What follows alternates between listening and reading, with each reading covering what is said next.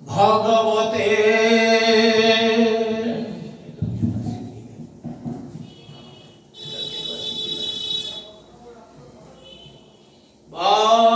वासुदेवाय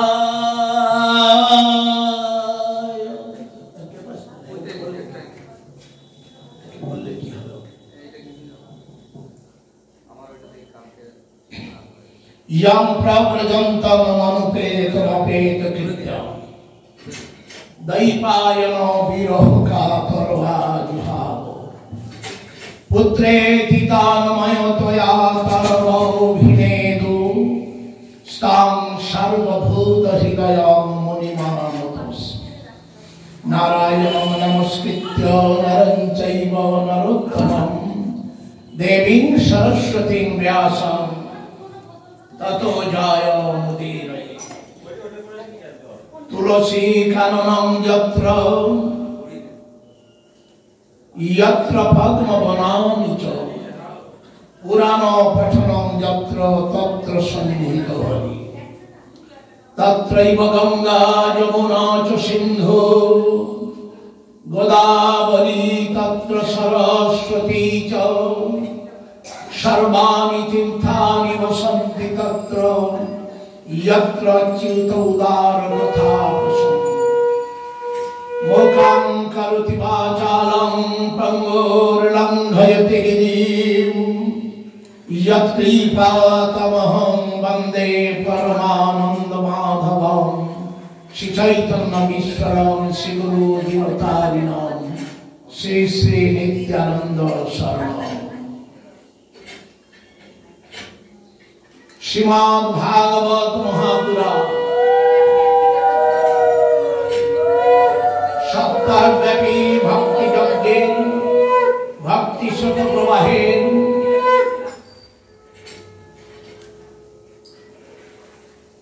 जे अविच्छिन्न धारा ताहार निज जगत থেকে নেমে এসেছেন তাহার প্রথম দিবসীয় কথায় এই অপরাহ্নকালীন সত্রে भक्ति देवी सान्निध्ये करुणामयेर करुणा विनिंदित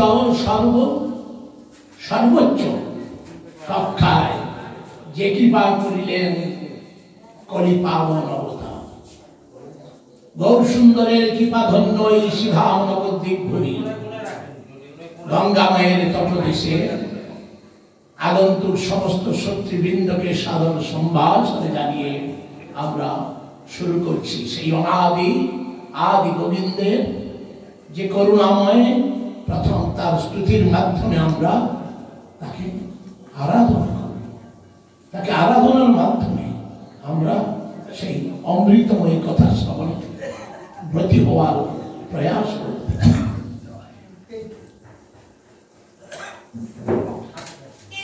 जन्मादस्य जतन्मयादितरतश्चार्थे स्वभिघ्नस्वराट् तेने ब्रह्महृदाय आदिकवये मुह्यन्ति यत्सूरयो तेजो वारिमृदां यथा विनिमयो यत्र तिसर्गो मृषा धाम्ना स्वेन सदा निरस्तकुहकं सत्यं परं धीमहि जहाँ হইতে এই সৃষ্টি প্রবাহের জন্ম স্থিতি এবং লয়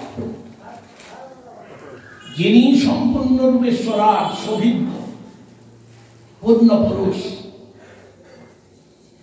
যাহার এই দিব্য জ্ঞান যাহার কৃপায় ব্রহ্মা হৃদয়ে আদি কবি ব্রহ্মা হৃদয়ে তিনি এই দিব্য জ্ঞান প্রদান করেছিলেন এই জগতে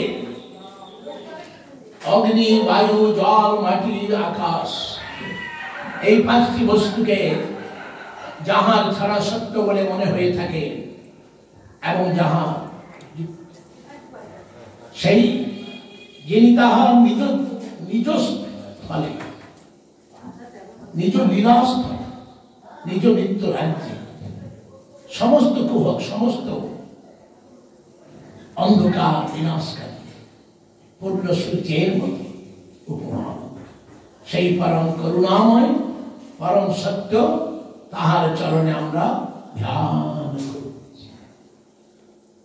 বলো কৃষ্ণ ভগবান কি। শুরু কি বলছেন? ধর্ম প্রজ্জিত কৈতবত্র পরম নির্মত শরণং সতম বেদ্যম বাস্তবমত্র বস্তু তাপদং শিব বেদ্যম বাস্তবমত্র বস্তু শিবধম তাপত্রয় উন্মূলনম শ্রীমদ্ ভাগবতে মহামুনি গীতে কিংবা পরমেশ্বর সত্য হৃদ্য অবরুদ্ধতে অত্র কৃতিবি শুশ্রূষুবি তৎক্ষণা। এই হচ্ছে শ্রীমদ্ ভাগবতের প্রথম রহস্য। কি বলছেন? কলিযুগে ধর্মের নামে সমস্ত কিছু সমস্ত জীব নিজ নিজ আকাঙ্ক্ষা অনুযায়ী ধর্ম আচরণ করিয়া থাকে, কিন্তু বাস্তব ধর্ম আজকে প্রকৃষ্ট রূপে একেবারে মুক্ত। ধর্মস্য তত্ত্ব নিহিত গুহায়, বাস্তব ধর্ম আজকে গুহার মধ্যে লুকিয়ে আছে।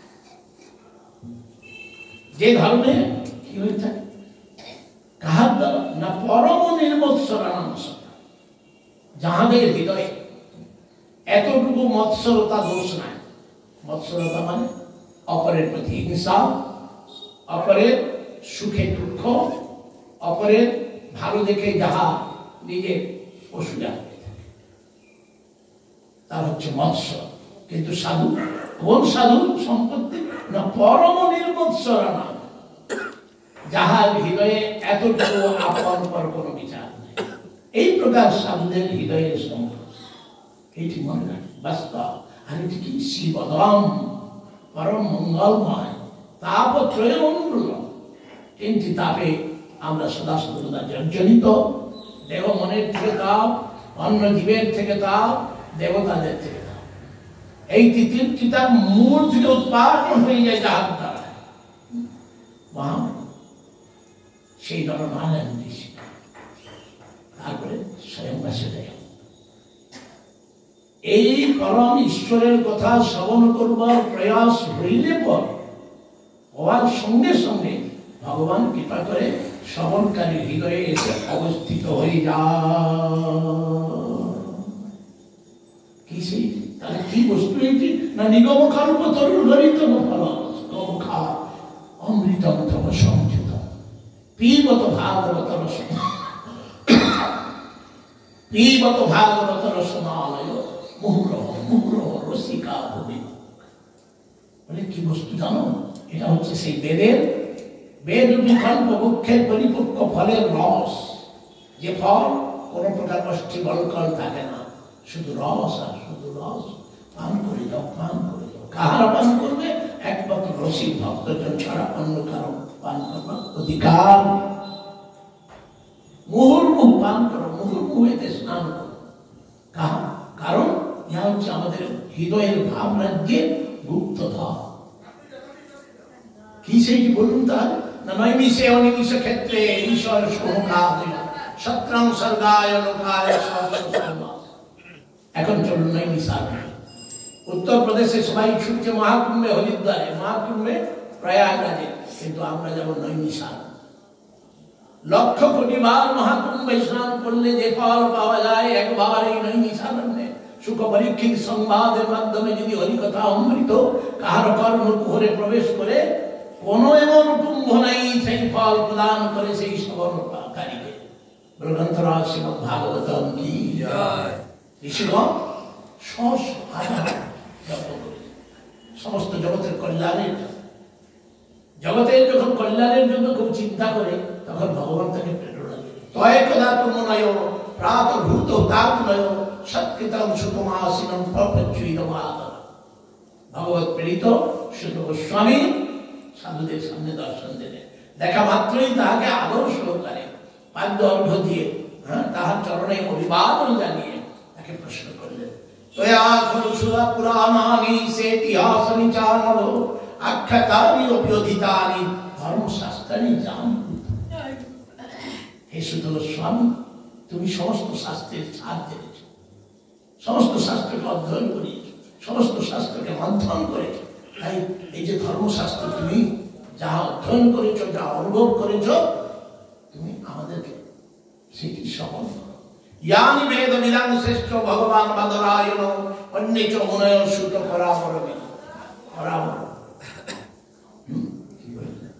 ভগবান বাদরায়ণ, বাদরায়ণ কি? ব্যাসদেব। ব্যাসদেব সমস্ত পুরাণের বক্তা, অন্যান্য মুনিগণ তাহার থেকে শিখেছে। তুমি সমস্ত কিছু ব্যত্যক্রম সম্যক তৎসর্ব, তুমি সমস্ত কিছু জানো। তাই তোমার অনুগ্রহে আমরা তোমার অনুগ্রহ কামনা করছি। কেন? আমাদের অন্য কোনো উদ্দেশ্য নাই, আমাদের হৃদয় স্নিগ্ধ, একমাত্র ভগবত কথা ছাড়া অন্য কিছুতে আমাদের কোনো প্রকার বাসনা নাই। তাই দয়া করে তুমি অত্যন্ত এই গোপনীয় তত্ত্ব হলেও আমাদের আগ্রহে তুমি অবশ্যই আমাদেরকে প্রদান করো। তত্র তত্রাঞ্জসা দুষ্মন ভবতা যদ বিনিশ্চিতম পুংসাম একান্তত শ্রেয়স্তস নও সূচিত মরত। প্রথম প্রশ্ন শ্রীমদ্ ভাগবতম শুরুতেই প্রশ্ন, তুমি যখন সমস্ত শাস্ত্র গ্রন্থ আদি জানো, তুমি আমাকে বলো আমাদের এই জগতের কলিযুগের সমস্ত জীবের আত্যন্তিক কল্যাণ, একটি শব্দ যুক্ত হয়েছে, আত্যন্তিক কল্যাণ, শ্রেয়, একান্তত শ্রেয় মানে আত্যন্তিক কল্যাণ।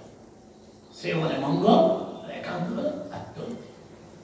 জগতের সবাই মঙ্গলের জন্য কেন বলেছেন একান্ত? জগতের মানব মঙ্গলের কামনা করে থাকে নিজের দেহের মঙ্গলের, দেহের সুখের জন্য, দেহের প্রয়োজনের জন্য সমস্ত মঙ্গলের কাম বলি না। দেহ মঙ্গলের কামনা সেই প্রশ্ন আমরা করব না, কারণ দেখো দেহের মঙ্গল তো নেই। দেহের 6টি পরিবর্তন, দেহে মঙ্গল হতে পারে না, কারণ এই যে অমঙ্গলের আকর হচ্ছে এই দেহ। এই প্রতিদ্বন্দ্বে দেহ কোনো প্রকার মঙ্গলের কোনো সম্ভাবনা নাই। তাই ঐকান্তিক মঙ্গল, এই দেহের মধ্যে যিনি বাস্তবে দেহী আছেন, সেই দেহীর আত্যন্তিক কল্যাণ লাভের উপায়টি কি তুমি আমাদেরকে বলো। আর এই কলিযুগে অল্পায়ু মানুষ, মন্দ ভাগ্য, মতিমন্দ, আর চতুর্দিক থেকে তারা জ্বালা জ্বালা জ্বালা সহ্য করতে পারছে না। সমস্ত কর্ম কি করবে মানুষ? প্রত্যেকটি ভুলি ভুলি কর্মানি বহু শত বিভাগ, বহু কথা স্মরণ করতে হয়েছে, হ্যাঁ, বহু বহু কর্মের কথা বলা হয়েছে। কিন্তু জানো সমস্ত কর্মের সার গৃহীণ সদ্য ধান জেনাত্মা, কর্ম করে সুখের জন্য কিন্তু সুখ যে পায় না, বাস্তবিক সুখের উপায় থেকে সেই তুমি আমাদেরকে বল। সুত জানাসি ভদ্রন্তে ভগবান সাত্বতাম্পতি দেবজ্ঞান বসুদেবশ্চ জন্ম জাতদস্য চিকিৎসা। আমরা শুনেছি ভগবান জগতের পিতা মাতা, বন্ধু বান্ধব, আত্মীয় স্বজন সমস্ত কিছু, কিন্তু তিনি কোন কারণের জন্য মাতা দেবকীর গর্ভে সন্তানকে জন্ম নিয়েছেন? তুমি আমাদের তন্ন সুস্থ সমানানাম আর্বসন্তান বর্পিতুম যস্যাবতার ভূতানাম ক্ষমায়। যাহার এই জগতে আবির্ভাব জগতের সমস্ত কল্যাণের জন্য, তাই তিনি যে অবতার দিয়ে সেই অবতারের কথা আপন্ন সংস্কৃতি ঘোরাম জন্নাম বিবশ প্রণম তত শব্দ বিমুচ্যেত যদ বিবেচিত। কেন কেন মঙ্গল না কি মঙ্গল? এই ঘোর কলিযুগে বিবশ যদি কেউ তার নাম গ্রহণ করে থাকে, সদ্য বিমুচ্যেত, নাম গ্রহণ করার সঙ্গে সঙ্গেই সে সমস্ত ভয় থেকে মুক্ত হয়ে যাবে। কেন? তার নামের সঙ্গে নামনির অভিন্নতা, নাম নামনি অভিন্ন হেতু তাহাকে জন্ম মৃত্যুর ভয় থেকে, কারণ যে ভয়ে ভয়ভীত, যে ভয় জীবকে আকর্ষণ করে থাকে, যে ভয় জীবকে আক্রান্ত করে থাকে, সেই ভয় যাহাকে ভয় পায় তার আশ্রয় গ্রহণ করলে আর কোন প্রকার ভয় থাকে। সদ্য প্রণন্তি উপসৃষ্টা যৎপাদ সংশ্রয়া সুত মনে অপসময়। যাহার চরণে জ্বলতে যেমন গঙ্গার জলে স্বর্গের মতো, গঙ্গার জল যেন তিলককে পবিত্র করে থাকে, আর ভগবত কথার কি অমৃত সব শ্রোতা বক্তা এবং প্রশ্ন সম্পূর্ণ পবিত্র কলিমুলাপ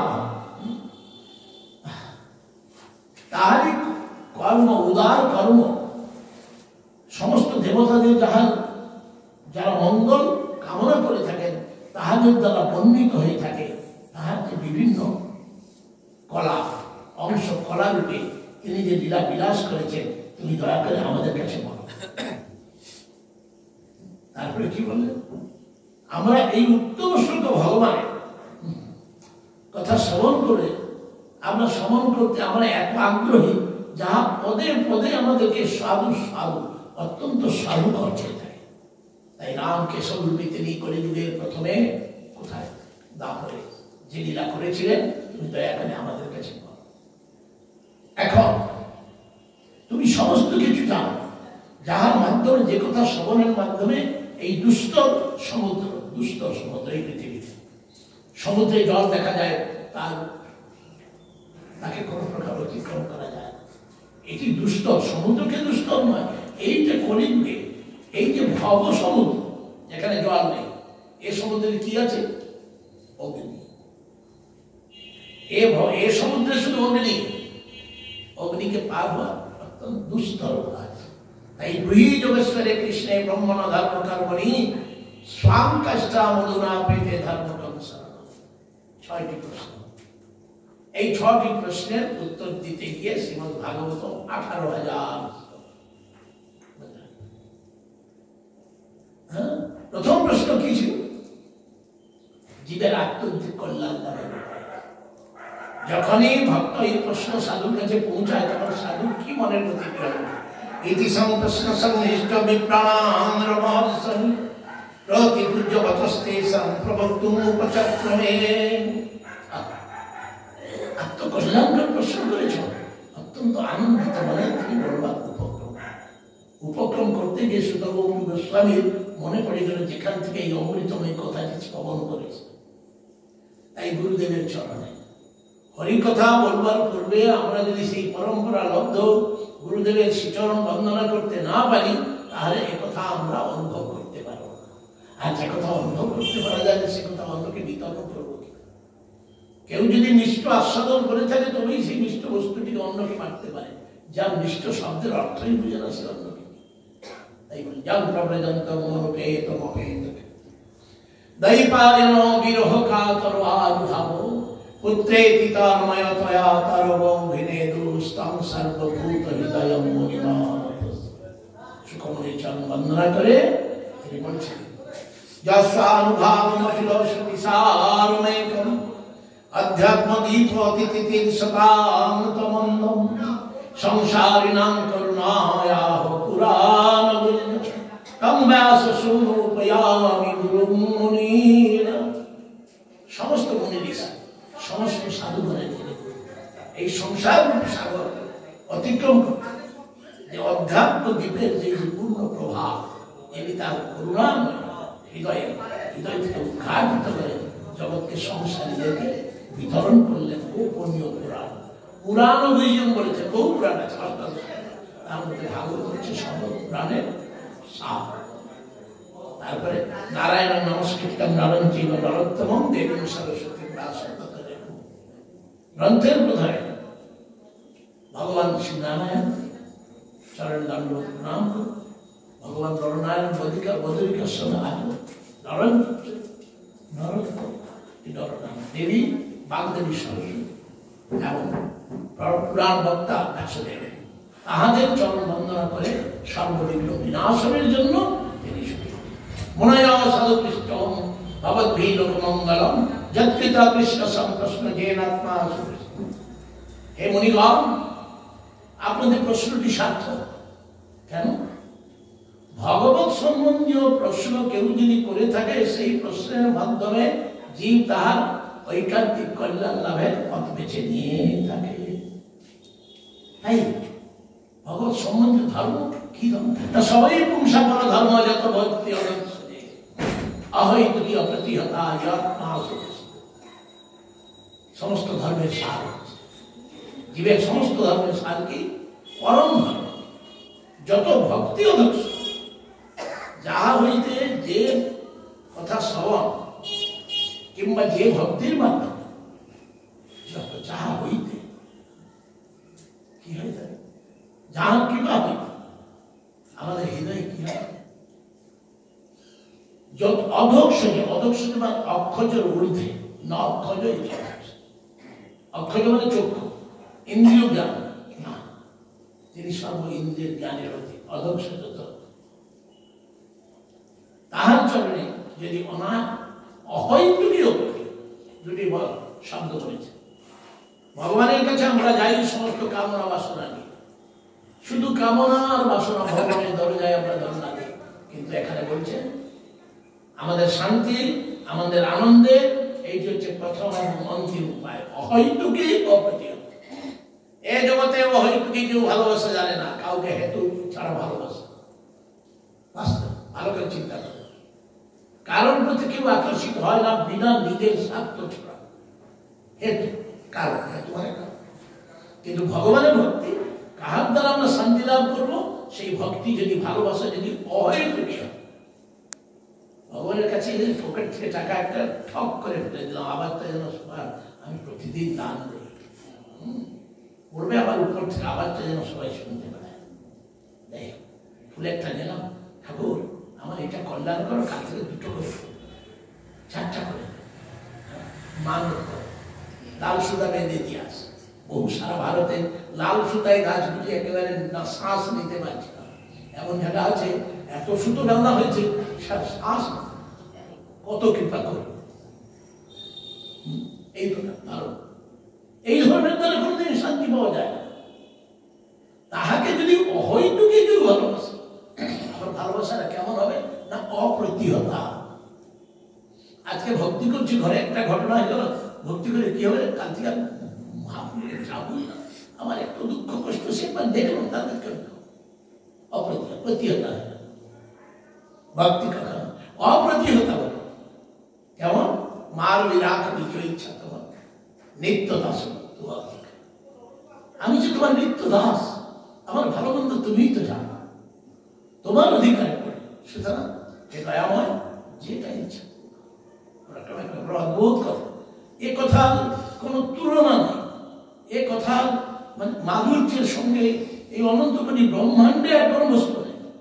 কিন্তু দুর্ভাগ্য করে যুগে ভাগবতের শ্রোতা কচিত দেখা যায়।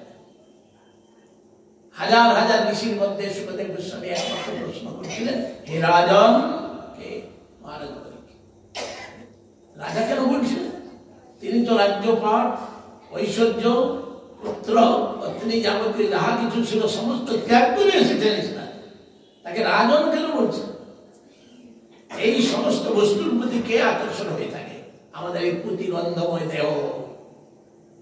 তাই দেহ বুদ্ধি রহিত হয়ে দেহের আকর্ষণ যত বস্তু, সমস্ত বস্তুকে তিনি মলবৎ ত্যাগ করে এসেছেন, তাকে রাজা বলছেন। সেই মাত্র রাজা যে নিজের ইন্দ্রিয় বেগকে সম্পূর্ণরূপে দমন করবে সক্ষম হয়েছে, দমন করতে, সেই একমাত্র রাজা, বাকি সবাই প্রজা। আমরা যাকে তাকে মহারাজ বলে থাকি, বড় দুঃখ হয়। কি বলছো তুমি মহারাজ?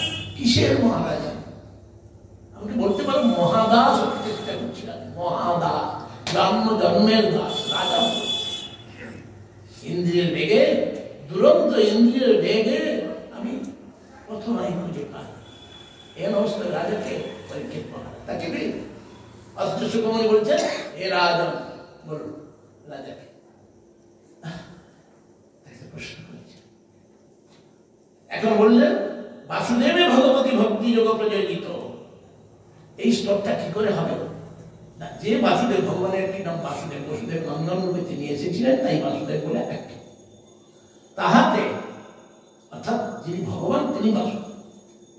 বাসুদেবে ভগবতী ভক্তি যোগ, তাহার সঙ্গে ভালোবাসার সহিত আমরা যদি যুক্ত হই, তবেই আমাদের কি হবে জানেন? জনয়তি আসু, আসু মানে হঠাৎ, আসু মানে দেরি না, সঙ্গে সঙ্গে কি যাবে আসু বৈরাগ্য। বৈরাগ্য মানে এই সমস্ত জগতের বস্তুর প্রতি যেন ছাই মাসের মতো বিরাট তাকে তাকাবার ইচ্ছা। আসু বিরাট জ্ঞান কি কেন বৈরাগ্য হবে? জ্ঞান ছাড়া বৈরাগ্য হতে পারে। কেউ যদি বৈরাগ্যের চেষ্টা করে তাকে শুষ্ক বৈরাগ্য হবে। কখন বৈরাগ্য হতে পারে? যখন জ্ঞান হবে তখন বৈরাগ্য। জ্ঞানের পরবর্তী সোপান হচ্ছে বৈরাগ্য। যখনই আমি জ্ঞানের দ্বারা জানতে পারবো যাহাকে আমি সত্য, যাহাকে আমি আপনার মনে করতেছি, তাহার সাথে আমার বাস্তবিক কোনো সম্বন্ধ নাই, তখনই হবে বৈরাগ্য। তার পূর্বে বৈরাগ্য হতে পারে। যতক্ষণ অসত্যকে সত্য, যতক্ষণ পরকে আপন মনে করে থাকছি, ততক্ষণ পর্যন্ত তাদের থেকে আসক্তি কোনো প্রকার ছুটতে পারে না। শ্রীমদ ভাগবতম কি।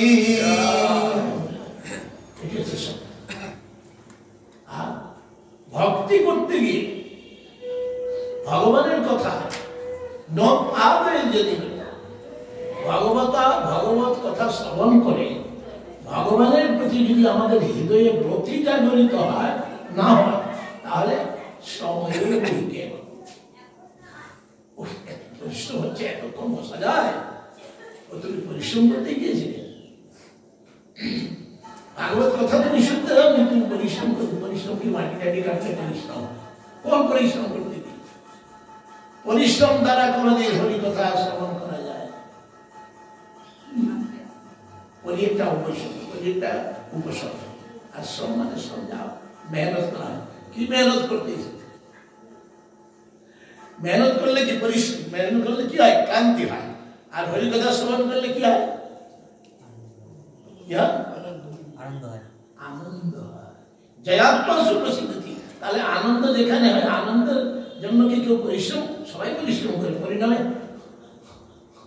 এটা হচ্ছে অবর্গের অর্থ। আর ভগবত কথা হচ্ছে অপবর্গ। ইহা পরিশ্রম হতে পারে। ইহা হচ্ছে হৃদয়ের আনন্দজনক অনুভূতি। যার তিনি হৃদয়ে আছেন, যখনই তার কথা শ্রবণ করবার প্রয়াস করবে, তখন তিনি হৃদয় থেকে একেবারে আনন্দে ডুবিয়ে।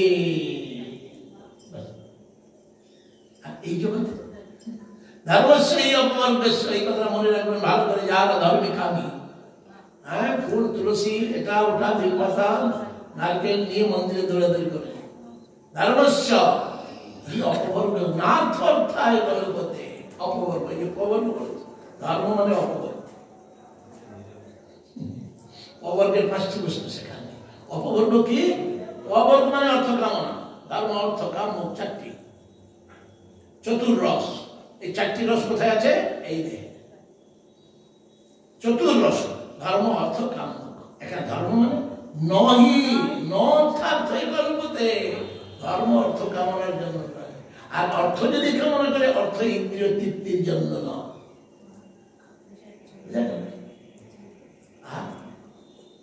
কামনা, কামনা না হলে তো ধর্ম করবে। কামস্য নয় ইন্দ্রিয় প্রীতি।